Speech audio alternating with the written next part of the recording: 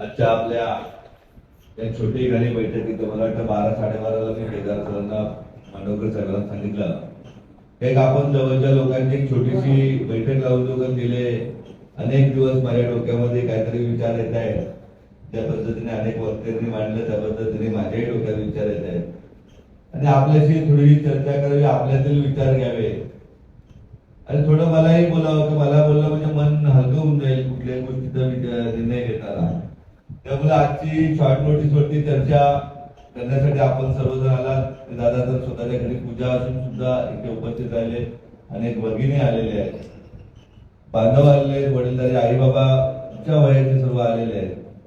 त्या सर्वांना माझा नमस्कार करतोय आणि पुन्हा अनेक वक्ते बोलले देव देव वगैरे बोलून आपल्याला आपल्या कार्याला सीमित करू नका. आपले सर्वांचे आई वडील आहेत, आपल्या बहिणी आहेत, ते सर्व देवतुल्य आहेत आणि त्यांच्या आशीर्वादावरती तुम्ही आम्ही सर्वजण चालतोय आणि त्यामुळेच आज आपली गाडी चालते, कुठेही ठेच न लागता आपण चालतोय.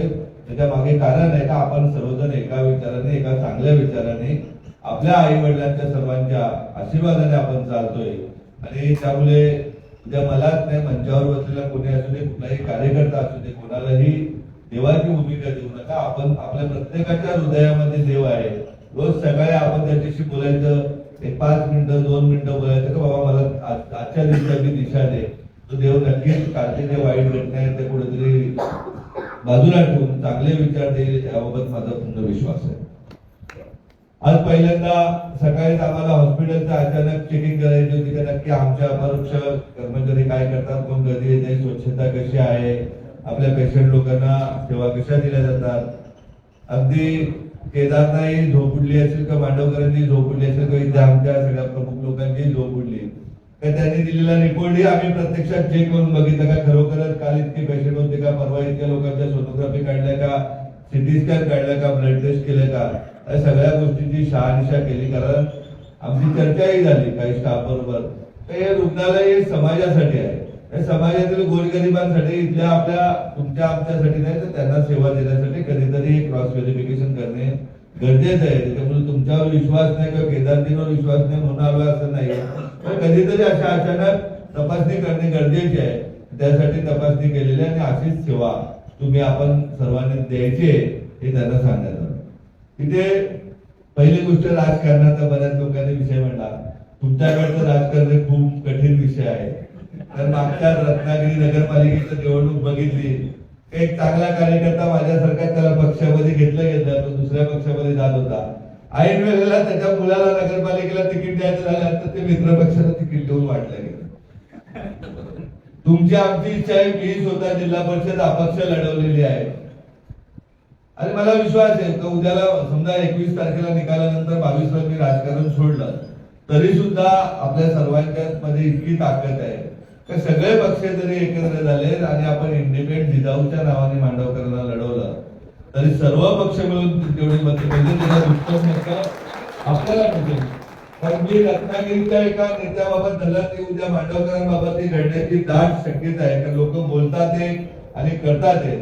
राजकारण आणि समाजकारण मी समजायचो का राजकारण सोबत आलं तर समाजकारणाला स्पीड वाढेल, पण काय झालं तसं उलटा अनुभव आलेला. 6 महिने झाले आपल्या समाजकारणाला कुठेतरी आडवा पाय टाकण्याचं काम राजकारणी लोक करतायत आणि मग ते कुठेतरी मनाशी दुःख लावते का एका बाजूला आपण शिक्षणावर काम करतो ना, एखाद्या अडाणी 4थी शिकलेल्या राजकारणाच्या पाठीमागे मला लागायला लागेल का, मला एखाद्या मतदाराकडे जाऊन हात जोडायला लागतात, जो दोन्ही हातात खिशातून दोन्ही हातातून रोज लोकांना वाटत असतो ते कुठेतरी हात जोडून मत मागावं लागतं.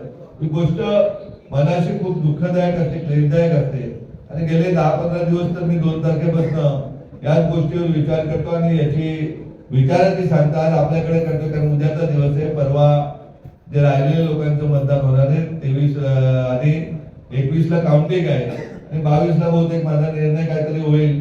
कारण जवळजवळ माझी तर स्वतःची मानसिकता झाली का 100% समाजकारण करून ज्या उद्देशासाठी जिजाऊची आपण स्थापना केलेली आहे. कोकणच्या 39 विधानसभा क्षेत्रामध्ये प्रत्येक ठिकाणी 50 सीबीएसईच्या शाळा निर्माण करू. ज्याप्रमाणे ठाण्याची शिंगाऱ्या शाळा आहे त्याप्रमाणे गोरगरिबाच्या माझ्या मायमाऊलीच्या विद्यार्थ्यांना चांगलं सीबीएसईचं शिक्षण दिलं पाहिजे. प्रत्येक तालुक्यामध्ये पोलीस व सैन्य भरती प्रशिक्षण केंद्र काढलं पाहिजे. प्रत्येक तालुक्यामध्ये आमच्या भगिनींना स्वयंरोजगारासाठी संध्या उपलब्ध करून दिल्या पाहिजे, चांगल्या ट्रेनिंग दिल्या पाहिजे. प्रत्येक तालुक्यामध्ये आपल्याला विविध प्रकारचे क्लासेस, संगणक क्लासेस, ज्याला उद्या संगणक क्लासेसची करून कुठेतरी प्रायव्हेट कंपनीमध्ये नोकरी मिळू शकते. आपल्या 10वी 12वी झालेली मुलं मुली असतील ते संगणक घेऊन कुठेतरी सरकारी जॉबला खाजगी कंपनीमध्ये नोकरी लागू शकतात. आणि मेन मकसद आहे गटच्या परीक्षा दरवर्षी 36 प्रकारच्या होत असतात. तर आपल्या या 5 जिल्ह्यामधनं किमान 5000 विद्यार्थ्यांना केंद्र सरकार, राज्य सरकार आणि केंद्र सरकार राज्य सरकारच्या अखत्यारीत असलेले HPCL, BPCL, हिंदुस्तान अशा विविध कंपन्यांमध्ये नोकऱ्या देण्यासाठी त्यांना पूर्ण प्रशिक्षित करून त्यांना 5000 विद्यार्थ्यांना दरवर्षी नोकरी लागली पाहिजे. हे अशा प्रकारचं माझं स्वप्न आहे. आणि ते स्वप्न कुठेतरी बाजूला जायला नको. आणि त्याचबरोबर आपल्या या मातीतून 5 जिल्ह्यातून 5 जिल्हाधिकारी दरवर्षी निर्माण झाले पाहिजे. त्याचबरोबर किमान 25 डेप्युटी कलेक्टर यांचे ऑफिसर निर्माण झाले पाहिजे. इतकंच नाही तर आपण इयत्ता 9वी पासून JEE नीटचे क्लासेस सुरू केलेले आहेत. आज आपण बघतोय की या आपल्या रुग्णालयामध्ये मध्य प्रदेशमधून डॉक्टर साहेब येऊन काम करतात. तर गावागावातले आपले मुलं मुली गव्हर्नमेंट मेडिकल कॉलेजला जाऊन चांगले MD डॉक्टर, MS डॉक्टर झाले पाहिजेत, जे जेणेकरून आरोग्य क्षेत्राचा व्यवसायीकरण थांबून सेवा करण्याचं काम करतील. अशा प्रकारचे विद्यार्थी आपल्याला 5 जिल्ह्यात तयार करता आले पाहिजेत. तर उद्या आर्चरी गाव आहे तर आर्चरी गाव सांगितलं पाहिजे हे डॉक्टर आहेत, ब्रेनचे सर्जन आहेत, DK मिश्रा त्यांचा गाव आर्चरी आहे. उद्या एखादा फिजिशियन असेल बाबा हा ठाकूर डॉक्टर आहेत, त्यांचा गाव हा गाव आहे किंवा मालवण तालुक्यातला हा गाव आहे. अशा प्रकारचं आपल्याला काम करायचे. आज मीटिंग रत्नागिरी परिसरातली असली तरी आपल्याला सांगतोय तर रत्नागिरीचे 9 आणि सिंधुदुर्गातले 8 अशा 17 तालुक्यावरती आपल्याला तुम्हाला एकूण आपल्या कोकणची लोकसंख्या किंवा बृहन्मुंबई क्षेत्रापासून लोकसंख्या 2.5 कोटी. त्याच्या लोकांपर्यंत सामाजिक काम आपण पोहोचवायचे आणि सामाजिक काम पोहोचून प्रत्येकाला सांगायचे की शिक्षणाशिवाय आपली गरिबी काही दूर होणार नाही. एकटा माणूस मोठं होऊन नाही चालणार. एकटा माणूस उद्या 10,000 कोटीचा रत्नागिरीचा होऊन रत्नागिरी जिल्ह्यातले पंचक मोठे नाही होणार. तर आपल्याला प्रत्येकाला व्यवस्थित सन्मानाने जगला पाहिजे. निवडणुकीला पैसे येतील, या पक्षाचे येतील त्या पक्षाचे वाट बघत मग आपण मटण आणू, चिकन आणू, ही लाचारी जीवन आहे हे आपलं संपलं पाहिजे. ही लढाई मला माहिती आहे का स्वातंत्र्यापासूनची लढाईला वेळ लागणार आहे. कदाचित आपली पिढी जाऊन दुसरी पिढी लागणार आहे. परंतु याची सुरुवात आम्हाला करायची आहे. काही लोक हे तोंडावर बोलतात, म्हणजे राजकारणी लोकांचा अनुभव तोंडावर बोलतात एक आणि करता येते. उद्याला जिजाऊच्या वया वाटू नये, जिजाऊचं काम करू नये म्हणून अशा प्रकारचे कार्यकर्त्यांना फोन आले. तर या गोष्टी अशा कोणी सांगून ना रोखून नाही होणार. आपण तर लढ्या खूप मोठमोठ्या लोकांबरोबर लढलेलो आहे. आपल्यातील ज्यांना राजकारणामध्ये उद्या या सरपंच ताई सारख्या ताई आहेत किंवा मांडवकरांसारखा माणूस आहे किंवा आणखीन मगाशी सांगितलं लांजा जिल्हा परिषद त्यांना पक्षाने तिकीट दिली तर ठीक आहे, नाही दिली तर आपण इंडिपेंडंट लढण्याची तयारी ठेवा. कारण माझ्या विरुद्धही सर्व पक्ष होते. मी असे ज्याप्रमाणे आपले गुराखी कशाचे जे ते उभे केले आणि ते 16 सीट आपण या पालघर जिल्हा परिषद मध्ये निवडून आणलं होतं. मी इंडिपेंडंट निवडून देऊन उपाध्यक्ष झालो होतो. उपाध्यक्ष होऊन मी सगळ्यांना अभिमानाने सांगतोय मी जिल्हा परिषदचा कुठलाही भत्ता, गाडी, PA कुठलीही गोष्ट घेतली नाही. माझं झालं नाही. मी स्वतःच्या पैशाने कलर करून घेतलं होतं. AC वापरला नव्हता. दिवस रात्र जिथे दिसेल तिथे शाळा, अंगणवाडी, आरोग्य क्लिनिक, उपकेंद्र या सगळ्या गोष्टींचे व्हिजिट करायचो. तशा प्रकारचं काम आपल्यातली निवडून येणाऱ्या लोकांनी केलं पाहिजे. मुळात राजकारण हे क्षेत्रच असं आहे का सामाजिक क्षेत्र आहे. परंतु काही तुटपुंजे लोकांनी आपली वतनदारी समजून का आणखीन 50-100 वर्ष किंवा कदाचित असं त्यांना वाटत असेल का राजकारणामध्ये आपण असतो एका वरतिष्ठ पदावर तर आपण पिढ्यानपिढ्या जिवंतच राहणार आहेत का 200-500 वर्ष. आणि त्या पद्धतीने ती खुर्ची सोडायला त्यांना थोडंसं मांडवकर किंवा मी उदाहरण सांगितलं नगर कसं कुठला बाहेरचा माणूस बहुजन समाजाचा याचा कामा नाही असं दुःख वाटत असेल. आपण आपल्या पद्धतीने पक्षाकडे मागणी करतोय किंवा मागणी केलेलीच आहे. तिकीट दिलं तरी ठीक आहे, नाही दिलं तरी जिल्हा परिषद आहे. मी तर लोकसभा लढवली होती आणि लोकसभेलाही आपल्याकडचे बरेच बांधव भगिनी तिथे प्रचाराला आले होते. मी अभिमानाने सांगतो का ग्रामीण भागामध्ये 25 जिल्हा परिषद गटामध्ये एका बाजूला महाविकास आघाडी एका बाजूला युती असताना मी 1000 ते 3500च्या लीडने पुढे होतो. काय कठीण गोष्ट काहीच करते. आपलं काम जर शुद्ध असतं तर लोकही समाज बघत असतो. आपण प्रत्येकाने आज मांडवकरांच्या बाबत बघायला गेलं तर मला माहिती आहे का उद्याला त्यांचं चांगलं काम म्हणून कदाचित तिकीट मिळण्यासाठी अडचण येऊ शकते, परंतु अशा तिकिटाच्या अडचणीला घाबरून जाणारे आपण नाहीत. आपण छत्रपती शिवाजी महाराजांच्या मातोश्रीच्या नावाने, बाळासाहेब जिजाऊच्या नावाने जिजाऊ संस्था चालवणारे आपण सर्व कार्यकर्ते आहोत. त्याच्यामुळे आपण काही कुणाच्या उद्या गृहीत कोणी धरू नये, परंतु कोणाची एकाच कुटुंबाची, एकाच तालुक्याची, एकाच जिल्ह्याची काही जबाबदारी नाही का यांनीच फक्त पदक घेतली पाहिजे. जोपर्यंत जसं मी म्हणतोय का गोरगरीब ताईची मुलगी, ताईचा मुलगा शिक्षण घेऊन उच्च पदावर जात नाही, त्याप्रमाणे गोरगरिबाची मुलगा मुलगी राजकारणातही मोठ्या पदावर बसत नाही, तोपर्यंत देशाला स्वातंत्र्य मिळालंय असं मी तरी कधी मानणार नाही. कारण आपल्याला स्वातंत्र्य पाहिजे नसतं तर अशा गोष्टी कराव्या. आज अनेक लोकांना असं वाटत असेल का कुठलं काय मिळालं म्हणून. मला तर मगाशी काका बोलले, मला खूप आवडलं, बलकटे काका बोलले ते. अशी माणसं आपल्याला तयार करायची. आज बलकटे काका पेन्शन मधून त्यांच्या पैशातून आलेल्या पैशातून उरलेले पैसे समाजासाठी देतात. मला सांगा ताई, सरपंचापासून तर पार खासदारापर्यंत जे राजकारणात लोक आहेत, जे तुमच्याकडे नसेल पण इतर ठिकाणी जिथे इंडस्ट्री आहेत, चांगल्या ठिकाणी त्यांच्याकडे, म्हणजे आमच्या भागात भिवंडी तालुक्यात तर आज सरपंच झाला तर एका वर्षात सरपंच असतो, फॉर्च्युनर गाडी भिवंडी शहरात फ्लॅट वगैरे घेऊन जातो. अशा किती लोकांनी असा अनितीने आलेल्या पैशातून तरी सामाजिक काम केले ते सांगा बरं. तर या म्हणजे उद्या त्यांना 100 कोटी झाले का 500 झाले पाहिजे, 500 झाले का 1000 झाले पाहिजे, 1000 झाले का 2000 झाले का 5000 झाले की ज्यांनी निर्माण केलं त्याला कसं काटछेट द्यायचं म्हणून त्याच्यात आणखी गटपट पाडले पाहिजेत. मग त्याच्यासाठी कुठेतरी लोकांना फितूर केलं पाहिजे. अशा प्रकारचे उद्योग करत असतात, पण तू चांगलं काम केलं तर ते चिरंतन चालतंय. मेन मकसद आहे आपल्याला. आता हे तुम्ही ज्या पद्धतीने मी आता केदारजींनी यांना मांडवकरांना सांगणार का प्रत्येक तालुक्यामध्ये दर महिन्याला एक मेडिकल कॅम्प झाला पाहिजे. प्रत्येक तालुक्यामध्ये आपल्याला संगणक प्रशिक्षण केंद्र, पोलीस भरती केंद्र, सैन्य भरती केंद्र, त्याचबरोबर स्पर्धा परीक्षा अभ्यासिका गटच्या अभ्यासाची तयारी करून घेतली पाहिजे. ज्या ज्या तालुक्यांना पाहिजे तसा अपेक्षित रिझल्ट मिळाला त्या त्या तालुक्यामध्ये प्राधान्याने आपण सीबीएसई शाळा येत्या 2 ते 3 वर्षामध्ये निर्माण करू.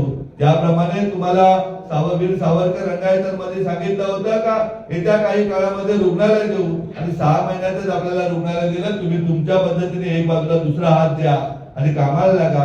सामाजिक कामामध्ये जी ताकद आहे, जी बोलण्यामध्ये ताकद आहे किंवा कर्तृत्वामध्ये ताकद आहे, ही कुठल्याही इतर राजकारणामध्ये नाही. एवढं तुम्हाला मी नक्कीच आधी एकदम विश्वासाने सांगतोय.